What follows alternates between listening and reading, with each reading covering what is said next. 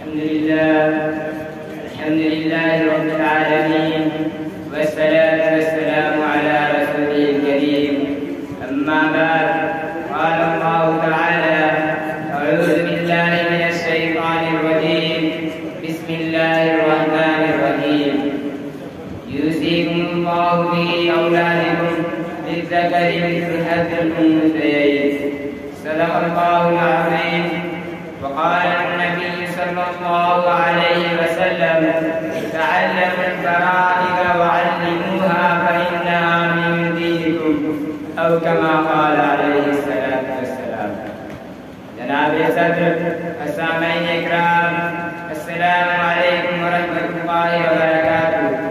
آج جامعۃ الابرار کے اس باوقار جلسہ دستار بندی میں میرا موضوع سخن تقسیم برادر اور ہماری بیٹیاں ہے. دعا کریں کہ اللہ تعالی ہم سب کو حق بات ہر طریقے سے کہنے سننے اور اس پر عمل کرنے کی توفیق عطا فرمائے. آمین. ابھی خطبہ مجنونہ میں جو آیت کریمہ تلاوت کی گئی ہے اس کا ترجمہ ہے.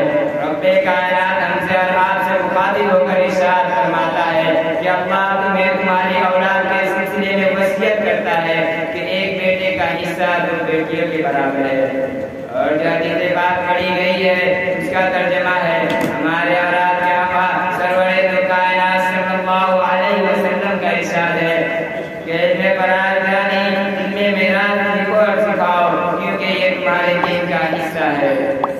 میرے پیارے مسلمانوں، شریعت کے احکام دو طرح کے ہیں. ایک کا نام حقوق اللہ ہے اور دوسرے کا نام حقوق العباد. حقوق اللہ میں اگر ہم سے کمی کوتاہی ہوتی ہے تو رب العالمین کی طرف سے عفو درگزر کی امید کی جا سکتی ہے. لیکن حقوق العباد میں ہم سے غفلت ہوتی ہے تو رب کریم بھی اس وقت تک ہمیں معاف نہیں فرمائے گا جب تک اہل حق ہمیں معاف نہ کر دے.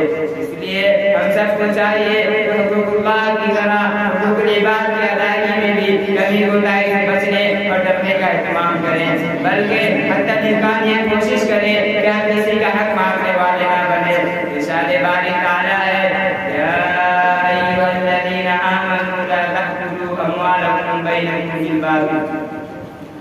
بھائیو، انہی حقوق العباد میں بہت بڑا حق والدین کے مطلوبہ جائیداد یعنی حق برادر ہے، اور اس کی اہمیت شریعت محمدیہ میں بہت زیادہ ہے. اس کا اندازہ اس بات سے بخوبی لگایا جا سکتا ہے کہ قرآن کریم میں تقسیم برادر کا جہاں تفصیلی حکم ہے وہیں اس کا آغاز لفظ وصیت سے ہوتا ہے اور اختتام پر اسے نہ صرف حقوق اللہ قرار دیا گیا ہے بلکہ اس حکم پر عمل کرنے والوں کو ہمیشہ ہمیشہ کے لیے جنت اور اس کے نیچے بہنے والی نہروں کی بشارتیں بھی سنائی گئی ہے، اور ظلم و ناانصافی کرنے والوں کو ہمیشہ ہمیشہ کے لیے جہنم میں ٹھکانا بنانے کی سخت وعید سنائی گئی ہے. اسی طرح حضور اکرم صلی اللہ علیہ وسلم نے بھی علم میراث کو سیکھنے سکھانے کا اہتمام کرنے کی تاکید کی ہے. آپ نے فرمایا: تعلموا الفرائض وعلموها فإنها من دينكم، کہ یہی وہ علم ہے جو سب سے پہلے اٹھا لیا جائے گا اور اس کا علم نہ ہونے کی وجہ سے لوگ آپس میں لڑیں گے.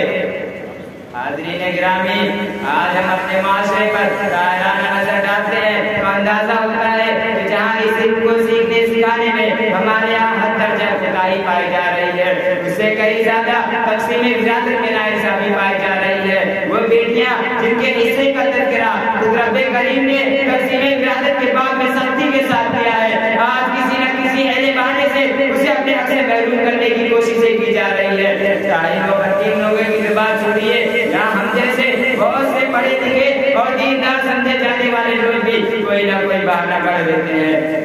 چنانچہ آج ایک بہت بڑا طبقہ یہ سمجھتا ہے لڑکیوں کی شادی بیاہ میں سامان و جہیز و عزت کے نام پر جو اخراجات ہوتے ہیں وہی اس کے حق میراث کا بدل ہے، ہم مزید دینے کی ضرورت نہیں. جبکہ حقیقت یہ ہے کہ شادی بیاہ میں جو بھی اور جتنا بھی خرچ کر دیا جائے اس سے حق میراث معاف نہیں ہوتا، کیونکہ شادی بیاہ میں جہیز و عزت کے نام پر خرچ کرنے کی شرط کوئی گنجائش نہیں ہے. یہ غیر مسلموں سے چل کر ہمارے معاشرے میں آنے والا ایک رسم و رواج ہے، کیونکہ غیر مسلموں کے یہاں برادر میں بیٹیوں کے لیے کوئی حق نہیں ہے. اس لیے وہ حضرات شادی بیاہ کے موقع پر جہیز کے شکل میں جتنا بھی چاہتا ہے کنیاں دان کرتے ہیں، لیکن ہمارے یہاں چونکہ बेटियों के लिए विरासत में बाकायदा हिस्सा मुतय्यन है, इसलिए ना दहेज की कोई अहमियत है और ना इस समझ से बेटियां विरासत में महसूस की जा सकती है। और जो लोग भी ये हेले बहाने करके अपनी बहनों और बेटियों को विरासत से महरूम कर रहे हैं, वो दर हकीकत खुदावंदे कुद्दूस की नाफरमानी करके नाजायज तरीके पर अहले हक का माल गस्ब कर रहे हैं और आग के अंगारे की शक्ल में माल हराम खाकर अपनी आखिरत व आखिरत को तबाह कर रहे हैं। मोहतरम हज़रात, वक्त के बहुत बड़े आलिम और फकीह काज़ी मुजाहिद इस्लाम कासिमी रहमतुल्लाह अलैह हमेशा कहा करते थे कि ऐ मुसलमानों, विरासत को आम करके दहेज दिलाने से माशरे को बचाओ, क्योंकि दहेज की शक्ल में तुम्हारा माल भी बर्बाद हो रहा है और लड़कियों को विरासत में उनका हिस्सा न देने की वजह से गुनाह का वबाल भी तुम मोल ले रहे हो। इरशाद बारी ताला है, या अय्युहल्लज़ीना आमनू तक़ुल्लाह हक़्क़ तुक़ातिही व ला तमूतुन्ना इल्ला व अंतुम मुस्लिमून। हज़रात, मौजूदा सूरत हाल में देखते हुए ये कहने में मुझे कोई हर्ज नहीं मालूम होता है कि हर माँ बाप को चाहिए तो अपनी औलाद को बेटियों के हिस्से के बारे में बार बार ताकीद करते रहा करे, और अगर यह अंदेशा हो कि उनकी बेटियां उनके मतलूका माल से महरूम कर दी जाएंगी तो अपनी जिंदगी में ही तकसीम जायदाद कर दे, ताकि अहले हक को उसका हक भी मिल जाए और औलाद से मुतालिक रब की नाफरमानी का खदशा भी दूर हो जाए। मैयत के एक तिहाई माल से उनकी तजहीज़ व तकबीर और वसीयत को पूरा करने के बाद बकिया माल में उनके वर्षा का हक है।